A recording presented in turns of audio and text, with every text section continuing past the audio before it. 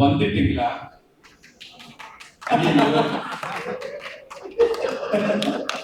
Sir அந்த dress எல்லாம் எங்க போயிடுச்சு சார்? அது யாரும் வாங்கியாச்சு.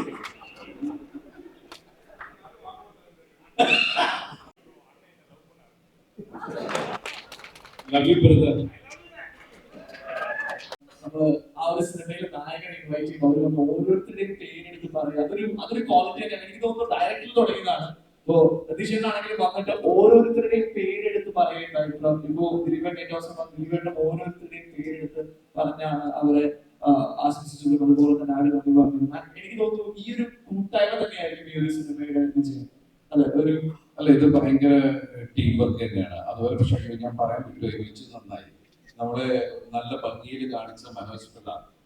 അതുപോലെ ഇതില് എല്ലാം കൊടുത്ത മനോജ്. ഞങ്ങള് വളരെ അടുത്ത സുഹൃത്തുക്കളാണ്. ഞാൻ വിനോദയാത്ര, അതുപോലെ കൽക്കട്ട ന്യൂസ്, അങ്ങനെ ഞങ്ങൾ ഒരുമിച്ച് സങ്കടങ്ങളും ദുഃഖങ്ങളും സന്തോഷങ്ങളും കേട്ട് പോകുന്ന ആൾക്കാരാണ്. എന്നുവെച്ചാൽ പിന്നീട് നിൽക്കുമ്പോൾ പിന്നെ അതുപോലെ തന്നെ സിനിമയിൽ അഭിനയിക്കാൻ നിർബന്ധിച്ചോന്ന മണിയാണ് അറിയാം.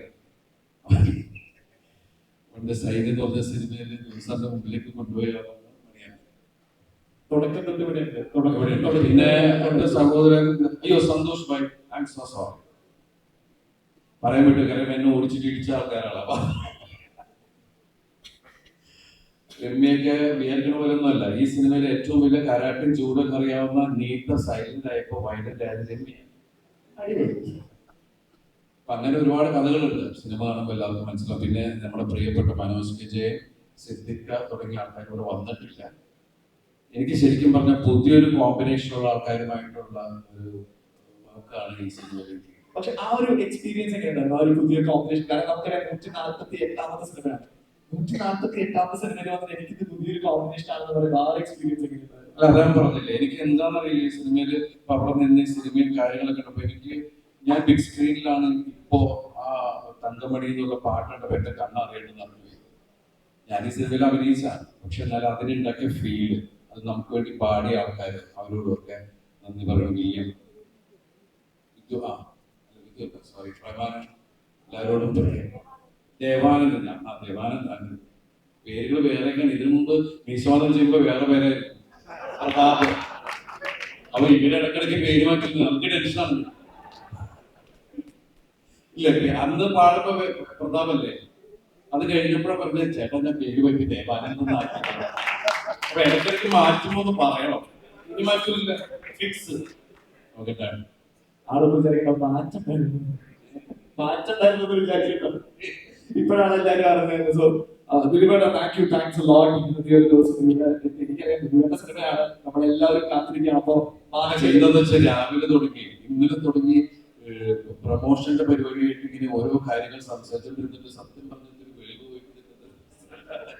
അടിപൊളി. പക്ഷെ രാവിലെ തൊട്ട് പ്രൊമോഷൻ ആണെന്ന് പറഞ്ഞു. അപ്പൊ നമുക്കറിയാം നമ്മുടെ ഈ സിനിമ മാർച്ച് 7 തിയേറ്ററിൽ എത്തുമ്പോൾ അതിന് മുമ്പായിട്ട് എല്ലാവരിലേക്കും എത്തിക്കുന്നവർ തന്നെയാണ് നമ്മുടെ മീഡിയ ആളുകൾ, അല്ലെ?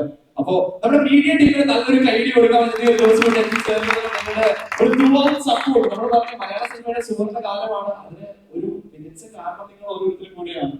തീർച്ചയായും. അതെ. അപ്പൊ എനിക്ക് തോന്നുന്നു ഇന്നത്തെ ഒരു ദിവസത്തിന്റെ ഒരു ഓർമ്മ നമുക്ക് ക്രിയേറ്റ് ചെയ്യാം. അയ്യോ, ഞാൻ പറയാൻ വിട്ടുപോയി. എന്നെ നിങ്ങളുടെ മുമ്പിൽ പല രൂപത്തിലെത്തിക്കുന്ന ഒരാളെ കുറിച്ച് ഞാൻ പറഞ്ഞില്ല. മായാമോഹനായിട്ടും സമൃദ്ധോമയൊക്കെ ആയിട്ട് എന്നെ ഈ രൂപത്തിലെത്തിച്ച റോഷൻ. So sorry. എന്റെ വളരെ അത്രയും കഴിവുള്ള മേക്കുമാനിൽ എടുത്തു പറയേണ്ട ഒരാളാണ് Roshan G. I M so sorry. കാരണം ഇവിടെ ഞാൻ പറഞ്ഞില്ലേ, ഭയങ്കര നെർവസ് ആയിട്ട് എന്താണ് സംഭവം എനിക്ക് മനസ്സിലായില്ല. ഞാൻ ഭയങ്കര നെഞ്ചിടിച്ചുകൊണ്ടാണ് ഇവിടെ നിൽക്കുന്നത്. അതുകൊണ്ട് ഇവിടെ വന്ന ലിസ്റ്റുബായി, ഷാജുബായി, എല്ലാവരോടും നന്ദി, ഒരുപാട് നന്ദി. ആരെങ്കിലും വിട്ടുപോയിട്ടുണ്ടെങ്കിൽ ക്ഷമിക്കുക. ഞാൻ ഇവിടെ വിട്ടുപോയിട്ടില്ല. സുൽത്താനാണ് സംശയം ചോദിക്കുന്നത്. ഉറപ്പല്ലേ? ജോൺ ബ്രദർ വന്നിട്ടില്ല.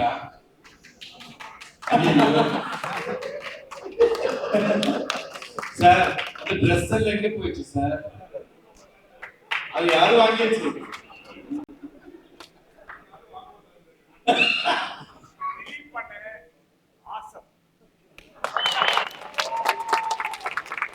Thank you.